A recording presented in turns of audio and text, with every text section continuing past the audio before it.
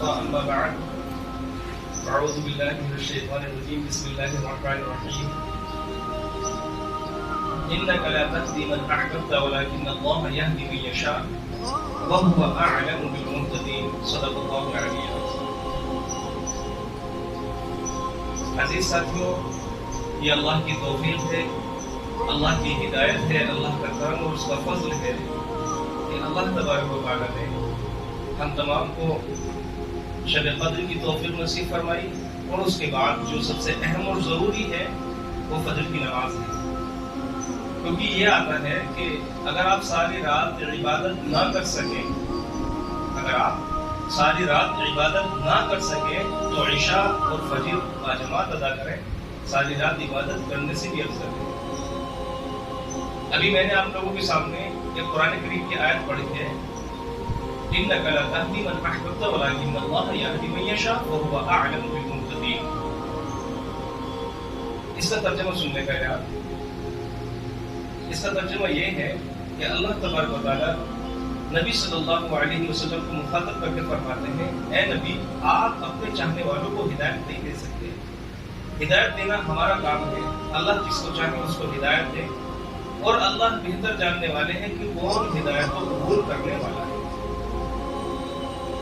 اس آیت کا جو شان نزول ہے، یہ آیت اس وقت نازل ہوئی جب آپ کے چچا ابو طالب جس دار فانی سے کوچ کرنے والے تھے، آخری وقت چل رہا تھا،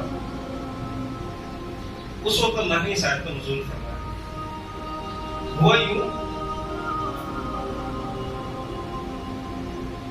حضرت عبد المطلب جو آپ کے دادا تھے، ان کے فوت ہو جانے کے بعد جو آپ کی کفالت، یعنی نبی صلی اللہ علیہ وسلم کی جو کفالت آئی، وہ آپ کے چچا کے سپرد ہوئی. تو جب آپ چچا کے سپرد کیے گئے تو چچا نے آپ کو بہت زیادہ ہیلپ کی اور بہت زیادہ آپ کی مدد فرمائی، اور اللہ کے دین کی بھی بہت نصرت کی. کیونکہ آپ دبدبے والے تھے، بہت رعب والے تھے، اور زملائے مکہ میں سے تھے، مکہ کے لیڈروں میں سے ایک آدمی تھے.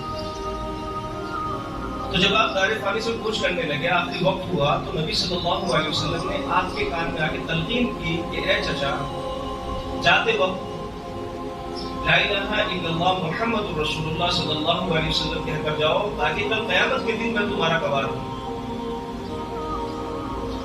تو چچا نے فرمایا کہ بیٹا، اگر مجھے مکے والوں کا طعن کرنے کا خوف نہ ہوتا، ہوتے نا بہت سارے لوگ طعن دینے والے، کمنٹس کرنے والے، طعن کہتے ہیں کمنٹس کرنے کو، کہ اگر مجھے مکے والوں کا طعن کرنے کا خوف نہ ہوتا تو میں تیری بات ضرور مانتا. لیکن میں تیری بات اس لیے نہیں مان سکتا بیٹا کہ اگر میں نے کلمہ پڑھ لیا تو کل میرے فوت ہونے کے بعد مکے والے یہ کہیں گے کہ بھتیجے کے ڈر سے کلمہ پڑھ کر مرا. تو اس وقت اس آیت کا شان نزول ہوا، اور آپ نے فرمایا اللہ تبارک و تعالیٰ نے کہ اے نبی، آپ جس کو چاہے ہدایت نہیں دے سکتے اپنے چاہنے والوں کو، ہدایت دینا ہمارا کام ہے. ہدایت تو بے شک اللہ کا کام ہے، اس میں یقیناً کوئی بھی شک و شبے کی بات ہی نہیں ہے کہ ہدایت اللہ کا کام نہیں ہے. لیکن ہدایت مانگنا ہمارا اللہ سے.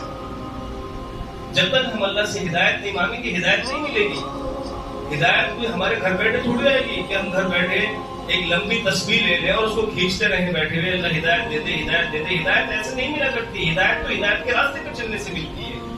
ہم پڑھتے ہیں نا پانچوں نمازوں میں، سنتوں میں، فرائض میں، نفل میں، اہدنا الصراط المستقیم، اے اللہ سیدھے راستے کی ہدایت نصیب فرما، سیدھے راستے پر چلنا آسان فرما. تو اللہ سے مانگنا چاہیے نیک راستے کی ہدایت، نیک اعمال کی ہدایت، نیک کاموں کی ہدایت. کیونکہ اللہ جس کو چاہتے ہیں اللہ اسی کو ہدایت سے سرفراز فرماتے ہیں. اور ہدایت بغیر مانگے نہیں ملا کرتی. جب تک آپ اللہ سے نہیں مانگیں گے، دیکھو توبہ رونے کا نام توبہ نہیں ہے. آپ دن رات روتے رہیں اور آپ سمجھیں کہ توبہ ہو گئی ہے، تو رونے کا نام توبہ نہیں ہے، بدلنے کا نام توبہ ہے. جب تک آپ خود کو نہیں بدلیں گے، سمجھو جب تک توبہ قبول نہیں ہوئی ہے. ہر انسان مسجد میں آنے والا کوئی ہدایت تو تھوڑی ہے. آپ کیا سمجھتے ہیں؟ جس طریقے سے ہم کہتے ہیں کہ اللہ تبارک و تعالیٰ جس کی قسمت سے ہدایت کو اٹھاتے ہیں، اللہ اس سے سجدوں کی توفیق کو اٹھا لیتے ہیں. تو یہ ضروری نہیں ہے کہ ہر مسجد میں آنے والا ہدایت پر ہی ہو. کیونکہ ہمارا مسجد میں آنا رسمی، ہمارا اللہ سے مانگنا رسمی، ہماری نماز رسمی، ہمارے دلوں کا خلوص اٹھا لیا گیا، ہمارے دلوں کی محبتوں کو دور کر دیا گیا، یہ تو ایک ایجنڈا ہے۔ سی آئی ڈی بن کر مسجد میں آتے ہیں، ہدایت یافتہ نہیں ہو سکتا ہر انسان۔ ہدایت یافتہ وہ ہے جو مسجد میں آنے کے بعد اللہ کے علاوہ کسی دوسری چیز میں منہمک ہی نہ ہو، صرف مخلصانہ انداز میں مسجد میں آئے، نماز پڑھے، اللہ سے مانگے اور گھر کا راستہ دیکھے۔ لیکن کچھ سی آئی ڈی ایسے ہوتے ہیں، کچھ دگگج ہمارے میں ایسے ہوتے ہیں جو باہر بیٹھ کر گیم کھیلتے ہیں، مسجد میں جاؤ دیکھو امام کو نکالنے کی ترتیب کیا ہوگی، مؤذن کو نکالنے کی ترتیب کیا ہوگی، امام کو کیسے گھلایا جائے مسجد سے، مؤذن کو کیسے گھلایا جائے مسجد سے۔ تو یہ لوگ ہدایت یافتہ ہو سکتے ہیں؟ جن کے پیچھے تم نمازیں پڑھ رہے ہو اور مؤذن پانچوں وقت میں حی علی الصلاۃ حی علی الفلاح کی صدا دے رہا ہے،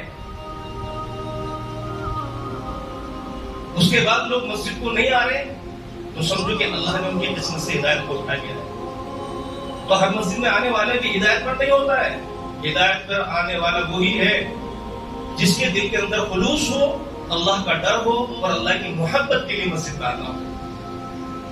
نہیں تو اللہ نے حال بنا دیا نا ان لوگوں کا، اس فہرست میں شمار کر دیا ان لوگوں کو، صم بکم عمی فہم لا یرجعون، اندھے گنگے بہرے ہو جاتے ہیں اللہ کے کلام کو سن کر۔ اللہ کے گھر سے جب آواز آتی ہے حی علی الصلاۃ حی علی الفلاح کی، تو ان کو آواز نہیں آتی ہے، گنگے بہرے اندھے بنا دیے جاتے ہیں۔ کیوں؟ اس لیے کہ پوری زندگی گناہ کرتے کرتے کرتے کرتے دلوں کے اوپر ایسے دبے لگ چکے ہیں، دل اتنے کالے ہو چکے ہیں کہ ہدایت کی طرف ان کے دل اٹھتے نہیں، انہیں نیک بات بتائی جائے تو نیک بات کی طرف وہ آتے نہیں۔ یہ قیامت کی نشانیوں میں سے ایک نشانی ہے میٹھی زبان والا ہونا۔ اللہ کے رسول نے فرمایا نا کہ کل قیامت کی نشانیوں میں سے ایک نشانی یہ بھی ہوگی کہ لوگوں کی زبان میٹھی ہوگی لیکن دل اخلاص سے خالی ہوں گے۔ لوگ لوگوں کو اپنا گرویدہ بنائیں گے، لوگ لوگوں کو اپنے سے جوڑیں گے اور اللہ سے توڑیں گے، بلکہ اخلاص اور للہیت یہ ہے کہ لوگوں کو خود سے نہ جوڑا جائے، لوگوں کو اللہ سے جوڑا جائے۔ یہ قیامت کی نشانی ہے۔ چہرے داڑھی والے ہوں گے، جبے شرعی شریعت کے اعتبار سے ہوں گے، چہرے مخلصانہ ہوں گے، دیکھنے میں بھولے لگتے ہوں گے، لیکن اندر سے اخلاص سے خالی ہوں گے۔